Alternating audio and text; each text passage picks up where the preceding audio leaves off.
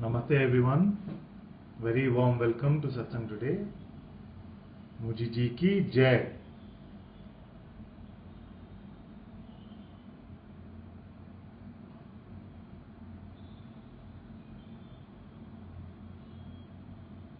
If you're joining in for the first time, the way to ask questions is through the chat window.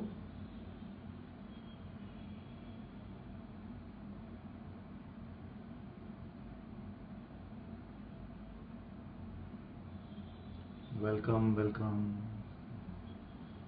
Good morning. Namaste.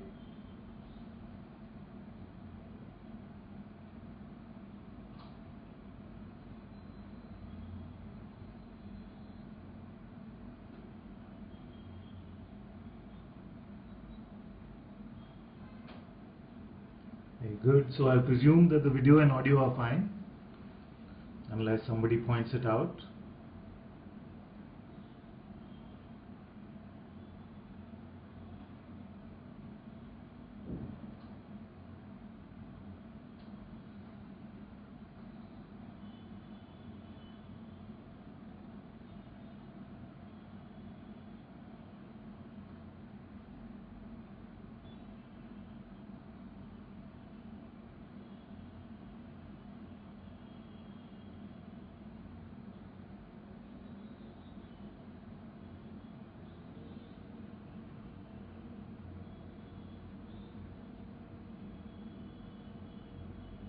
Is there something still which convinces you that you must be a person?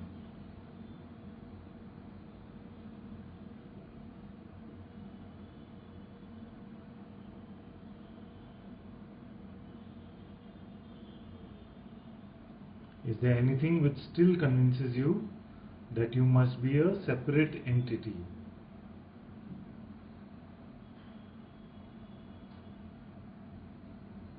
And what are the things which can be confused to point to the existence of this false entity? So let's look at some of the excuses that you might use to believe in your separation. You might say, I still get angry, therefore I must be a separate individual. Or you might say that I did something or did not do something, therefore I must be a separate individual. You might say that my life is not going according to the plan, that's why I am still a separate individual.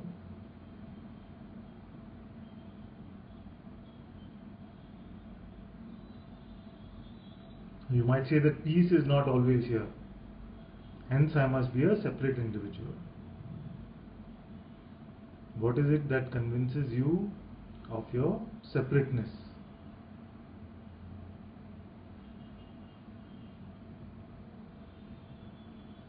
Atma says, yes, sometimes still feel worried about the future. Okay, good. And Rashmi says, yes, I was just so frustrated and reacted with anger. Amaya says, namaste, namaste. And Claire says, in relationship, I often log back into identity. Cornelia says, yes. And Rashmi says, who reacts? So all of these concepts or excuses to fall back into the idea of separation. Just remember that although you might still believe the idea of separation, your belief, although it's very powerful, is not strong enough to make it real. It is only strong enough to make it seem real. So separation never can really happen, even if you believe all the concepts that are floating around in your head.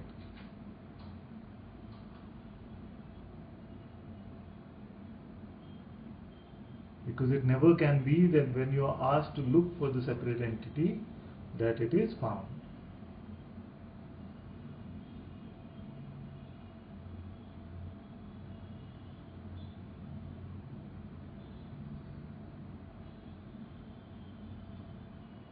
then it is seen that all has been always only a play of consciousness itself. When the beingness is here, then all this drama can go on. But the one who interprets this drama and says that this is your story, that voice must not be trusted now.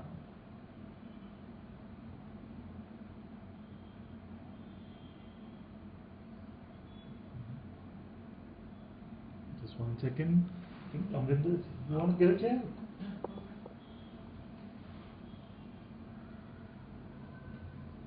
So Amrinder is also with us today, and if he has any questions he can also ask.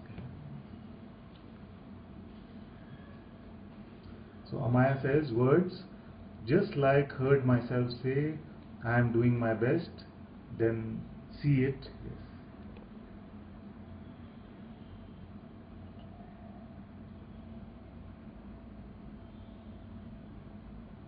Because it cannot be that in the belief of your concepts, you really give rise to a separation.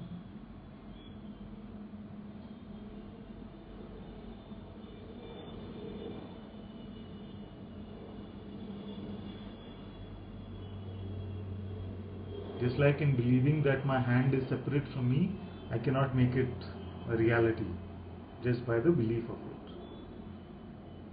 Atma says, yes, true, this separate entity, when looked for, it is not found.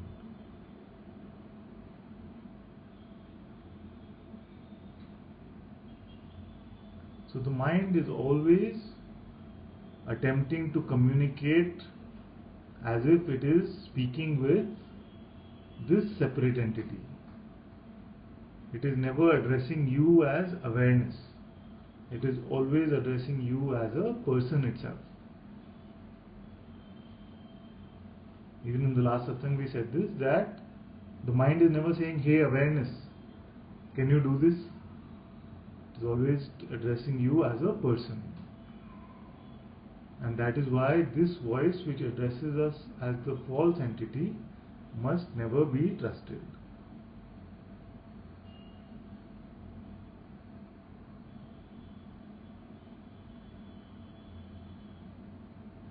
So one way is to look at it and chop it off from the root itself. Just to say all it is doing is addressing the person, which I can never seem to find anyway. Therefore I will ignore this voice into oblivion. Or the second is to look at the content of what it is saying and then say, hey, this still keeps me trapped. These concepts still keep me trapped. And you will find that none of those are actually true.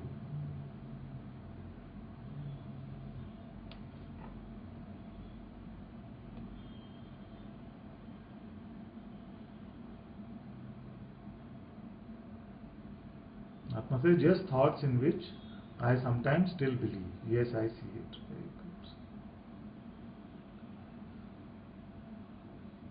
So some of you have already identified some of the concepts and we can look at them very quickly. So Claire had said that it is in a relationship. When I get into a relationship situation, then I feel that I jump back into the person again.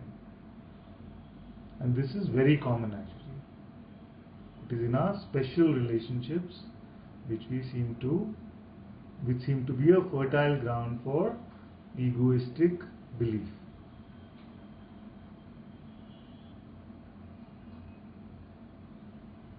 So if you can see that even in the relationship, if we have fired the interpreter and we are letting everything unfold on its own, then you will see that you will not be able to hold on to any resentment or expectation or dependency or need. So momentarily things might be communicated, but they will not leave any residue behind. So there are only 3-4 things, and we've looked at these concepts before, isn't it? So relationship seems to be one of the most powerful concepts which tries to pull us back into this false identity. Then there is also the money or the work, business, whatever label we want to put at it. So first is relationships, second is business, work, money. I read something very beautiful actually yesterday. It said that we mistake money for wealth. We believe that money is wealth. But wealth is a much broader concept. Wealth is a much broader concept than money. For me, if I am at the feet of my master, it is more wealth than any amount of money that can actually be given. And feet of the master does not mean the physical feet. It means to be in the presence of the master in your heart. That is more wealth than any amount of money can ever give.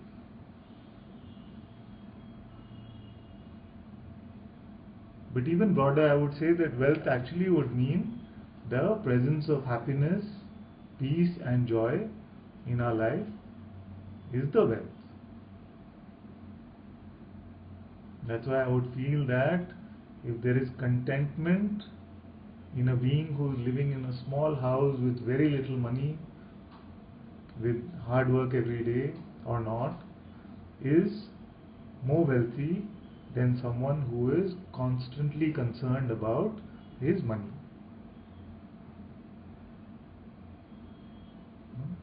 So this is the second thing. So the first was in terms of our relationships. The second was in terms of our business, work, money. The third is in terms of our health, the body's state.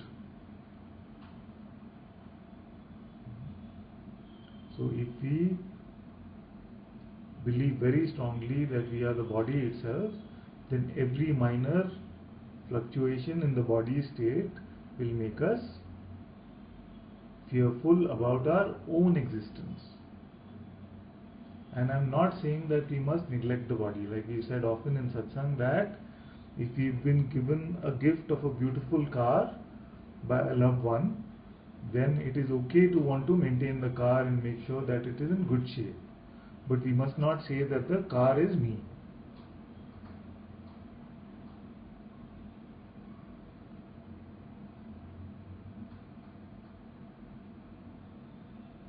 Very good. Some questions are coming up, so let's catch up on them. Okay, so Suresh says, even when I am in anger also.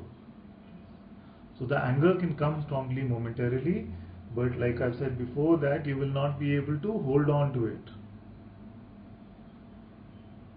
Even the awakened beings have momentary times of anger. But if you speak to them in 5 minutes or 10 minutes, you will see that it's back to the equanimous state. So they feel no resentment, they feel no guilt, they feel no pride about it. It's just that some energy takes over for a little while and it is released. And you will know in your heart whether you are using this just as an excuse or whether it is truly true for you.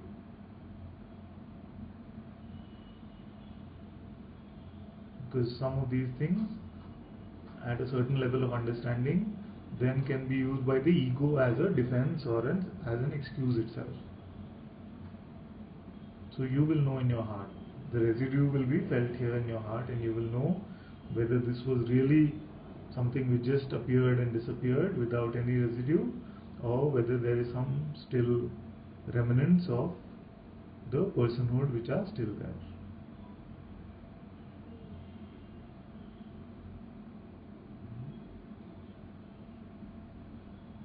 So Ustreamer 845 says, what about sex? Yes. So we were talking about the second aspect, The third aspect, the way we defined it today, was the third aspect was the body. Okay. So we said that the body needs are very few. It will feel hunger, it will feel some desire, like sex will be felt. But the key with sex is not to give it some sense of specialness or a sense of shame.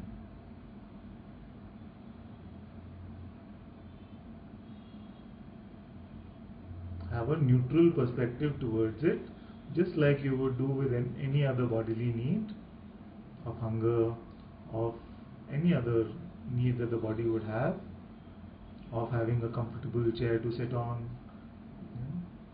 So sex is another bodily need which we should not believe the interpreter about, because the interpreter will either make it into something which is shameful, and then it will have a lot of concepts around sex which will make it seem like something which is shameful and not to be talked about and not to be exposed, or something very special. And we've seen both these sets of cultural beliefs also. Some people are just keeping count and saying, wow, this is so special, and some are saying that it is something to do with shame and is never to be discussed. Both perspectives are to give it more reality than it deserves.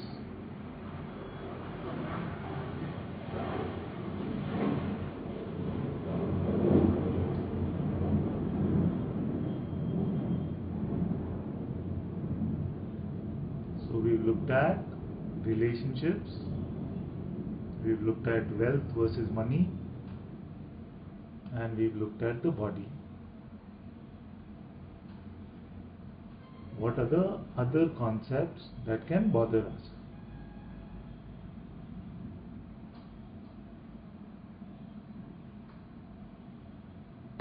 Atma says wealth is a much broader concept than money. Yes. Thank you. Ustreamer 476 says your voice in quotes, is so pure, so deep pieces here. What a fortune. Thank you so much. Welcome. Atma says I love you so much. I love you too. So there are 22 of us here, 23 if we count Amrinder. So we can all expose that what are the other concepts which still keep us in the idea of being trapped as a person. If there is something still which comes up, then we can expose that and burn it in the fire of satsang itself.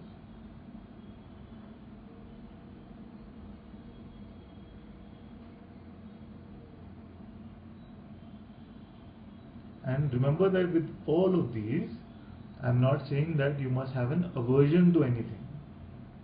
I am not saying you must have an aversion to any of this. I am saying maintain a natural state of neutrality and let things unfold.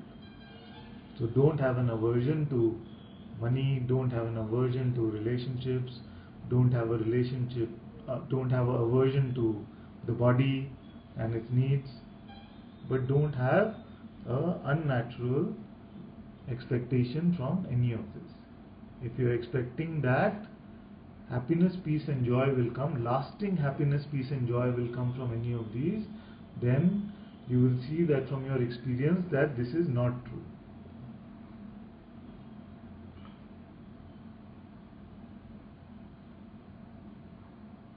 Okay. Claire says, arising congested energy. And with this arising congested energy, we must just let it play out and it will release itself. Anything that comes cannot stay. But if you want it to go fast, if you resist its coming, then you are perpetuating the length of its stay. You have infinite amount of space for any of these energies to come and play out. The whole universe is born as an energetic form inside you itself. The being, consciousness, God gives birth inside you. And if being can give birth inside you, then these energies can come and go without your even getting touched by them. No energy can actually touch you really.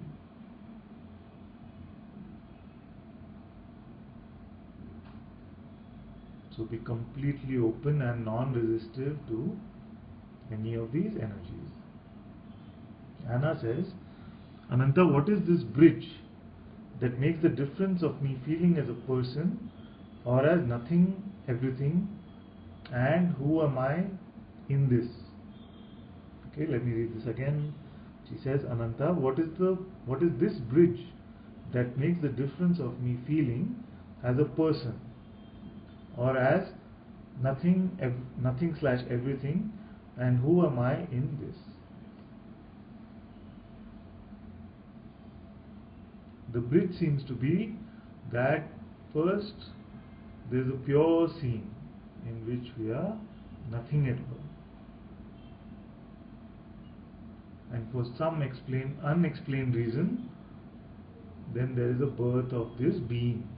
In the pure seeing itself, first there is a birth of this being. That's the sense I am. And in the sense I amness, there is a sense that everything is me. And this everything seems to be a subset of the nothing itself, but it's okay, we won't get into that. So this then it feels like everything phenomenal is also me. Till here, no trouble. No. Then the bridge seems to be that this concept comes very automatically, it seems, that I am this person. Because our conditioning has been so strong from our parents and our mind that I am this person. And once we cross this bridge, then we start catering to the life of the person. And we start looking at the world from a personal perspective.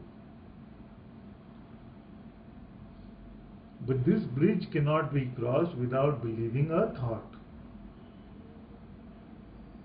Therefore, the bridge itself must be a thought. It can be any thought. But a thought once believed takes us from the pure sense of beingness into the sense of being a person. It still never becomes true. But we seem to then live the life of this person. So belief in a thought seems to be the bridge to go from the real to the seeming unreal,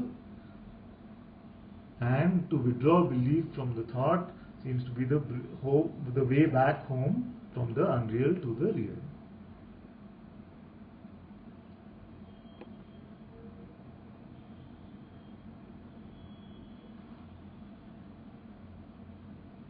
And I says, I perceive this subtle movement when it is done in both directions. Yes, exactly.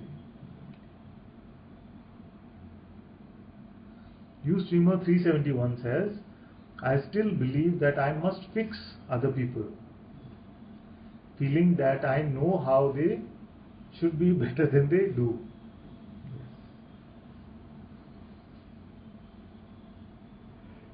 It's very good that you expose this, because this is very common. When we start believing that I know better, then we try to thrust knowledge down other people's throats.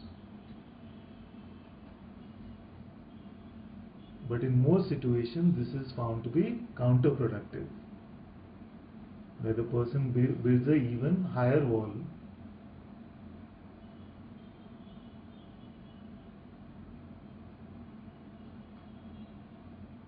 Therefore, I would say that it's better for them to come to you and say, I feel something in your presence. Can you tell me what it is? Or even something more innocent, like, how are you always so unruffled? How do you retain this sense of peace and calm? So let them come and say that. That is one way. But if there is still an urge that you must share, then what you must do is gently knock. Gently knock and see if there's a opening, and even if there is a small opening, then you can share more. But if you find that in the gentle knocking the door is strongly closed, then don't try to push the door down, because the being will only make a stronger door. They'll get a steel reinforced door. Okay. Ustreamer 45 says, the ego is seen taking control of the inquiry, and it manifests in physical tension in this body. So what seems to be said is that there is a sense of person who is doing the inquiry itself. This is very good that you were able to expose this. So it does seem like the inquiry starts off personally, but as the inquiry goes along, then you will see that the sense of personhood itself is dissolving. But if you find that it still continues to be a personal endeavor, that there is a meditator who is meditating or an inquirer who is inquiring, then we are reinforcing the separateness in some way. So the inquiry actually is very simple. When we say, who am I? Very quickly we find that the person is not found, and only the presence of a seeing is here, and then there is a being here. But this separate entity called the person is not to be found.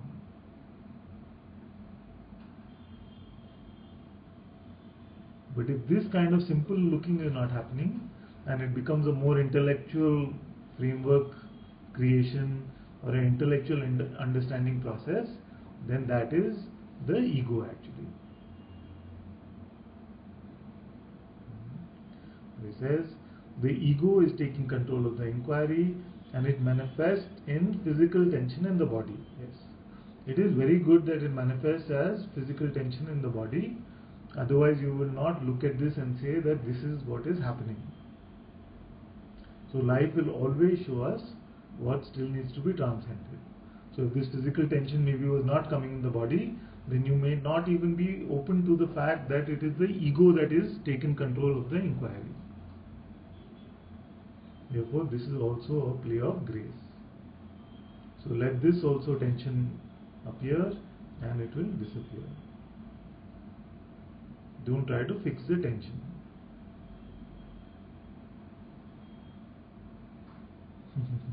Zoe says, Ustreamer 002371 is me. Okay, great. B says, Namaste beloved, Namaste. Hamaya says, so simple and beautiful, the bridge. Zoe says, very true, thank you beloved Father, thank you my dear, thank you.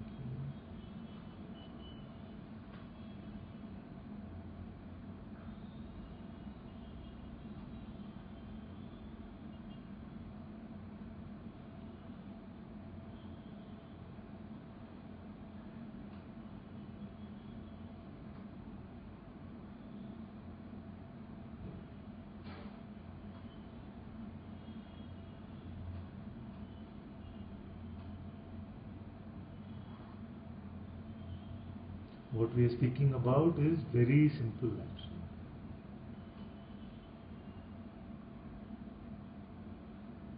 And we have used many phrases to explain the simplicity.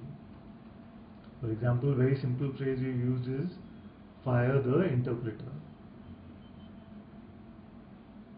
Just in this firing the interpreter is the end of your suffering.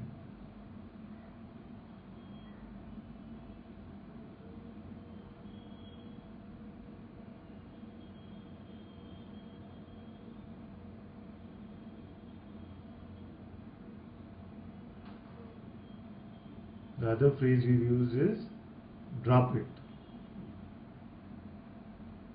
Drop it or let go, meaning the same thing. Which means that the thought is appearing in front of us, attention does go to it on its own, So there's not so much control over it, but definitely we can decide whether to give it our belief or not. Like I said in the last satsang, if I were to say don't think of a pink elephant, immediately attention will go to the pink elephant. But if I say don't believe that you are the pink elephant, then that is not difficult to do. So to withdraw belief seems easier than to withdraw attention, and we find that after belief is withdrawn from most thoughts, even our attention stops going to them. There is nothing attractive about them anymore when we have withdrawn our belief from them. So when we say drop it or let go, it only means that let the thoughts come and let them go. We've even taken a very simple example of a pen. A pen is lying in front of you, don't pick it up. But if you find, there will be moments where you find that the pen is already in your hand, in that moment you drop it. That is all that is required to be done. Those are the only two states possible, that the pen is lying in front of you or that you have picked it up, which means that it is just another appearance or you have given it your belief. So if it's an appearance, then don't give it your belief. If you find that you have given it your belief already, then you withdraw your belief from it. We've really deconstructed this now into a very, very simple thing.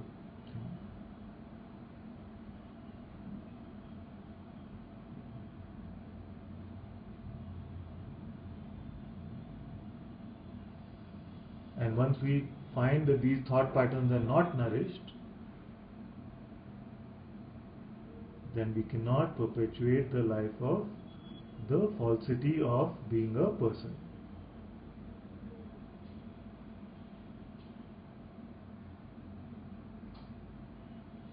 Okay, let's catch up on the chat.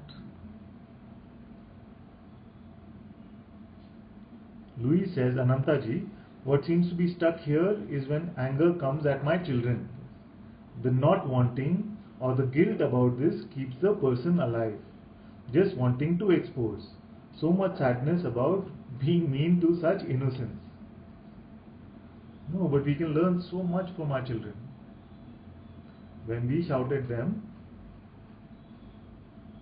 how long do they hold their resentment? Can they hold it for more than a few minutes?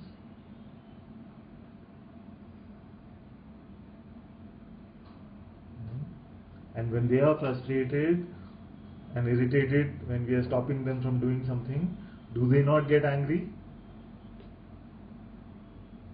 Do they not shout? Do they not throw tantrums? But like you said, they are coming from a space of innocence. They are letting the energies get released, but they are not holding on to anything. So this we can see is true about them and will be true about us. When we are not listening to the voice of the interpreter, we will become just like children. In the moment something might come, but 2-3 minutes later it's all forgotten. And as children get older, then learning from us and learning from other grown-ups, they have now learned how to keep their resentments, keep their concepts, believe their thoughts more and more. Then the process of conditioning is becoming deeper and deeper, and this also must be some divine play in which to transcend the conditioning is such a beautiful experience that they will also go through it. All beings that are born here go through the conditioning and then ultimately go through the freedom from this conditioning itself.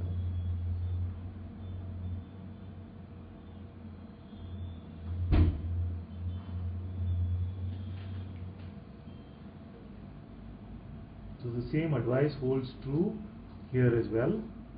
Don't believe the interpreter. That is just like our children are. Close that door.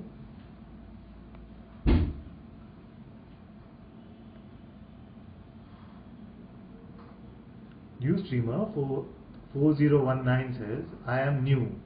Do you have special regular times for this satsang? And Amrita, who's visible as S. Rao Priyanka here, has typed out the satsang timings. They are Monday, Wednesday, Friday, 11 a.m. India time, and Tuesday, Thursday at 4:30 p.m. India time. Rashmi says, drop it, drop it, drop. Yes. As Muji says, 3, 2, 1, drop it.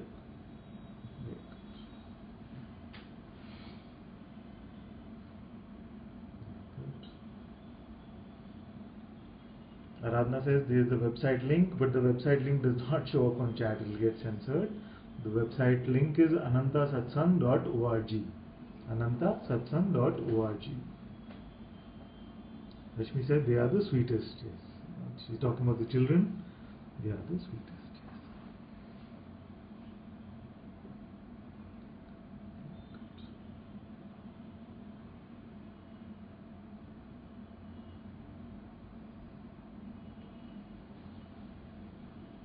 Without believing the interpreter, you cannot suffer.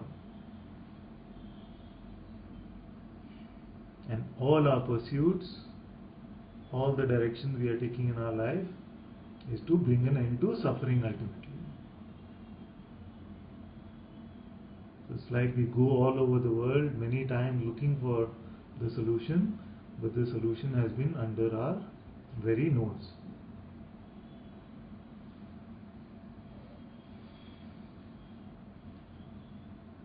Don't you find it funny now when we feel how many places we went to find our own self? And where has the self been? It has always been only here.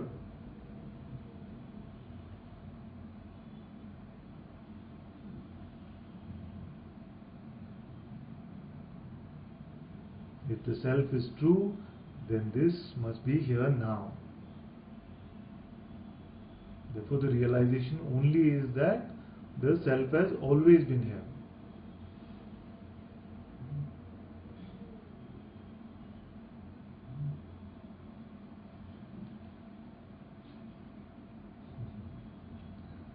Very good. Louis says, lol, yes.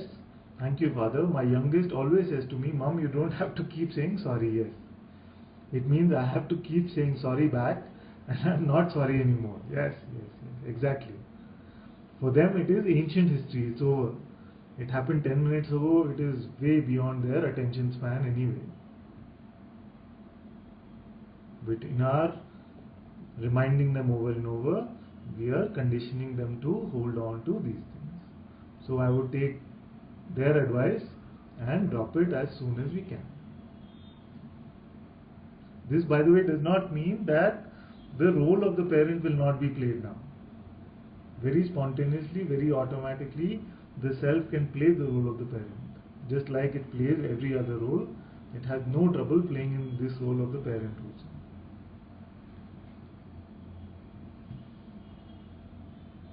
But you do not have to become the parent. It is only a pretending that happens.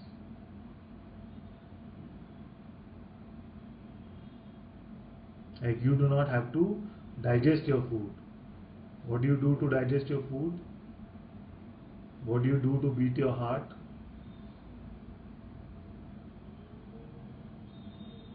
You do not do it. It is something which is doing it on its own. And this beingness can play the role of the parent also very well.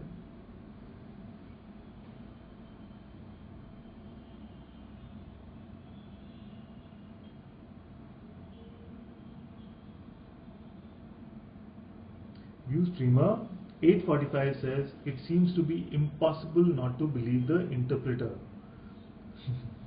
I still believe it is. I still believe it is.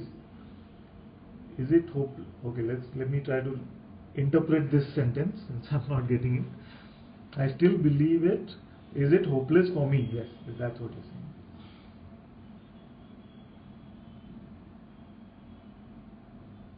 It seemed like that initially because we are so habituated over many lifetimes, over millions of years, that To withdraw belief from our thought seems like it is impossible, or some will say very difficult.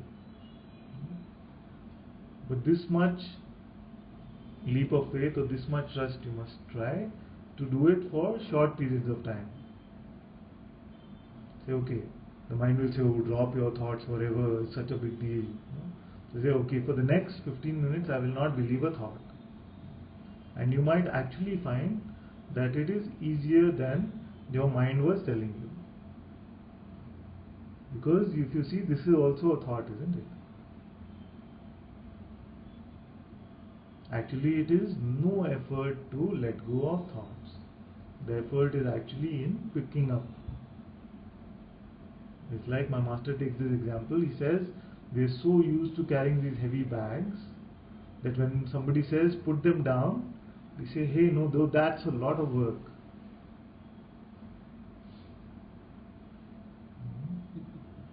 That's a lot of work to put down these bags. Because we are conditioned just to carrying them. It almost seems like they become a part of us, and you asking me to give up something which is part of me. All these feelings of sacrifice and all that will come. That's why just experiment with it for a while. Just put them down for a little while. And you will find that the effort is actually in picking them up. Therefore, for me, it is true that when a thought comes and I have to engage with it, then it seems like too much work. And for what? Only to increase my misery. We have to work so hard, and for what? Only to make ourselves miserable. What have these thoughts ever given us? What will you do with these thoughts which God is not doing with your life anyway?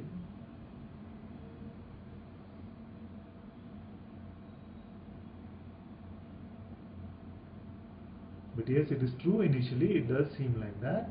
That's why I'm saying don't make a big deal out of it. Don't say now I have renounced all thoughts. Don't say stuff like this.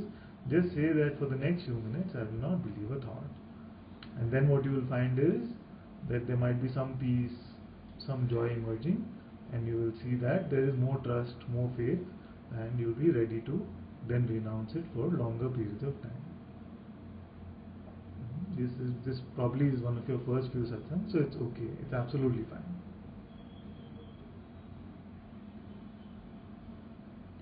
Claire says, I'd like to expose all exclusion and resistance to others.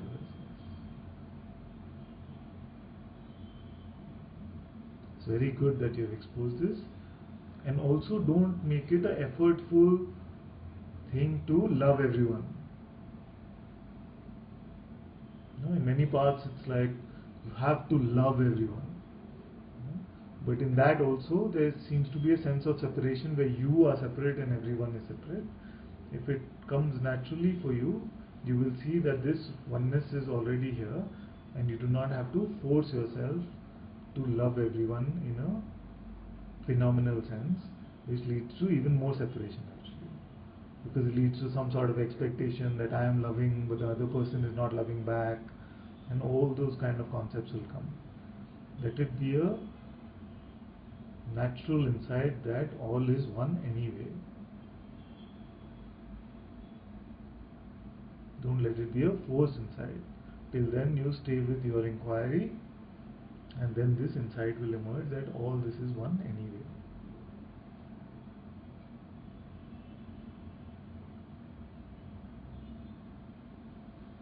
Okay, Ustreamer 845 says something very good. They say, if I try to drop them, they come stronger. This is very good. That means that I must clarify what I am saying. Yes? Because when we make it a fight, when we say thoughts must not come, then they seem to come harder. No? When we make it a fight and we try to put a stop to them, then they seem to come harder. So what I'm actually saying is that have a complete sense of openness to all thoughts. Don't resist any thought. Let them all come and let them go. That is dropping it. Means don't resist, don't engage with them, don't serve them tea as the Zen master said. Just let them come and let them go. That is what I mean by dropping thoughts. It's like saying the pen is there. I'm not saying the pen must go away. I must not see this pen. I'm just saying that I don't engage with it. But I'm completely open to the fact that it is there. But if we resist it, then it will seem to be stronger. So it is not about resistance, it's the opposite actually. It's complete openness. Let all thoughts come, let all feelings come. All that comes must eventually go. And you will see that if you stand your ground and refuse to engage with them, their potential to cause suffering for you will not be there.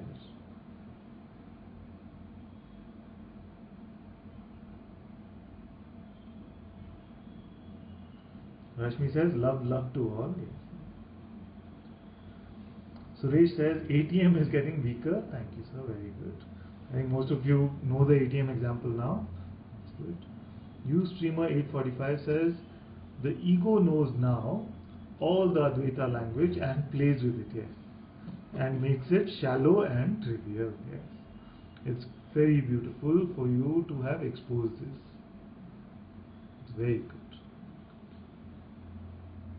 To see this, to expose it, is to hand it over. And that's why I say that suffering is pure grace. Because just by intellectual understanding and knowing all of the concepts, we might be able to beat other people in debates and arguments. But we will not be free from suffering in our life. That's why suffering is pure grace, because it keeps coming up so that we transcend all our concepts and beliefs. And ultimately the understanding is that no concept is true. No matter how beautiful or Advaitic it might sound, even those are concepts. As Bhagavan Ramana Maharishi very beautifully said, that all concepts are thorns which can only be used to remove other thorns and then be discarded themselves. If we are still clinging on to some concepts and not with the purpose of removing thorns, then we are getting attached to the idea of the false again. Very good. Claire says, complete openness, that's so helpful. Complete openness is just another way of saying the same thing, which is to say let go, drop it, complete openness. Whichever one of these phrases appeals to you, you can stay with that. It all ultimately meaning the same thing.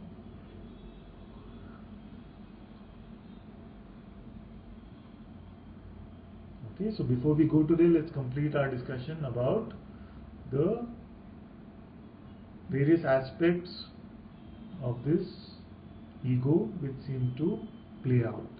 So first we said was the relationships aspect, second we said was the business, work, wealth, money aspect, and third we talked about was the body aspect. And the fourth one is something which sort of leads to the dissolution of all the other aspects, which is when the desire for true purpose and ultimately the desire for freedom emerges. Even this actually starts off as a personal quest to be free from suffering. It starts off as a personal quest, but ultimately it dissolves the person itself. So first, when this emerges strongly, it removes the other desires and other expectations and aversions from our life. Then it removes itself, because it removes the idea of the person itself. And that is when this desire emerges, that is when beings come to satsang or they take up other spiritual paths. And as long as there is the earnestness and there is the integrity and honesty in this search, then the fruits of it are never far behind. It is only when it sort of gets contaminated, when this also gets contaminated by one of the other three or all of the other three, that we've seen that life stories or beings seem to go in a different direction from the ultimate truths. It means that if the search for freedom then gets involved with the desire for money, then you could have someone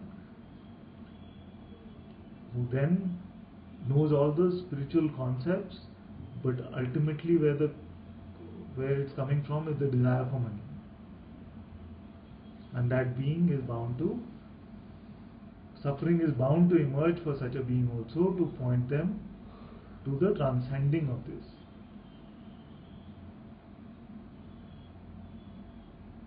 Yes. So we've seen that when the desire for freedom then sometimes becomes proxy for the desire for better relationships, desire for more money, desire for better physical well-being, then it sort of becomes a distraction, just like the actual search for these other elements. But ultimately, the good news is that all beings must come to this pure desire for just the self, for just freedom. Because suffering does not leave. Suffering does not leave. It is God's gift that it does not leave us till we come to this point of only desiring freedom.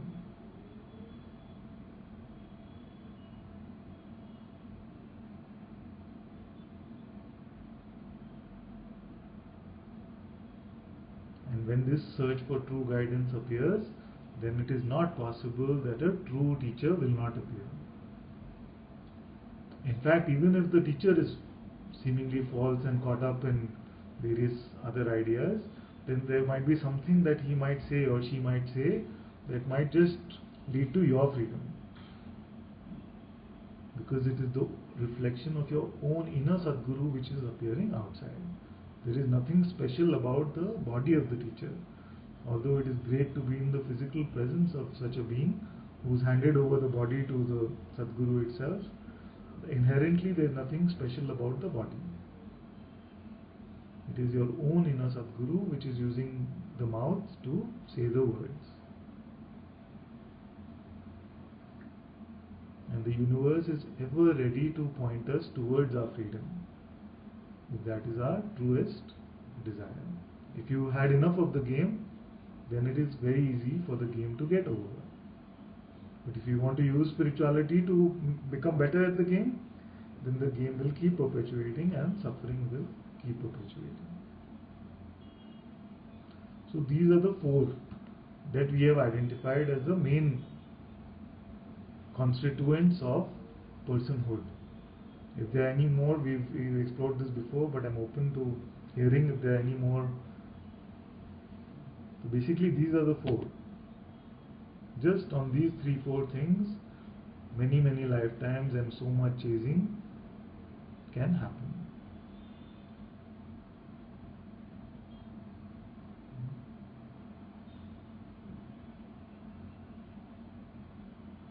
Atma says, no concept is true. Yes, Father, love you too.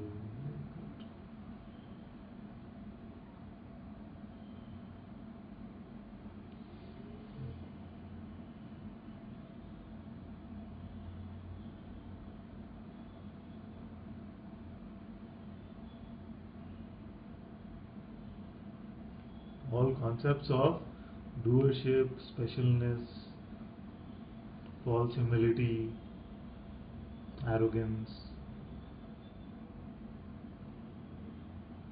all of these are the aids for the other helpful tools for the ego to perpetuate itself.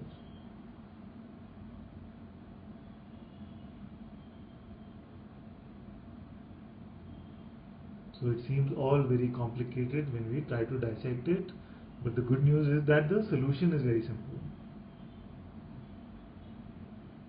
The solution is either you inquire and find out who you are, or you let go and surrender.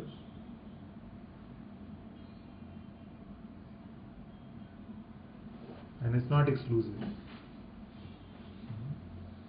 Both go hand in hand. As more inquiry happens, more surrendering will happen, and as more surrendering happens, more inquiry and more clarity will emerge on its own.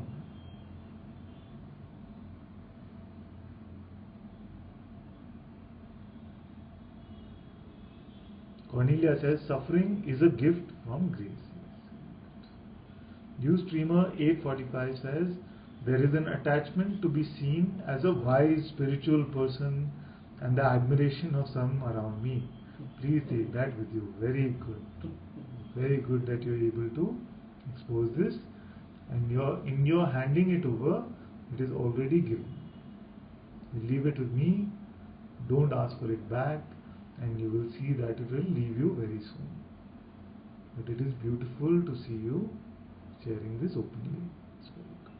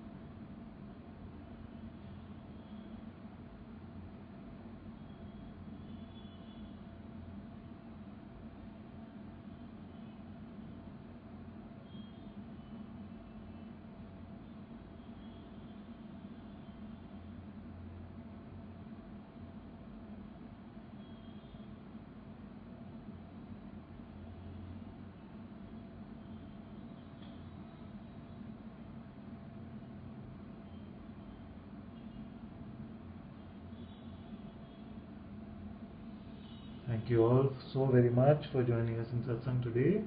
Muji ji ki jai.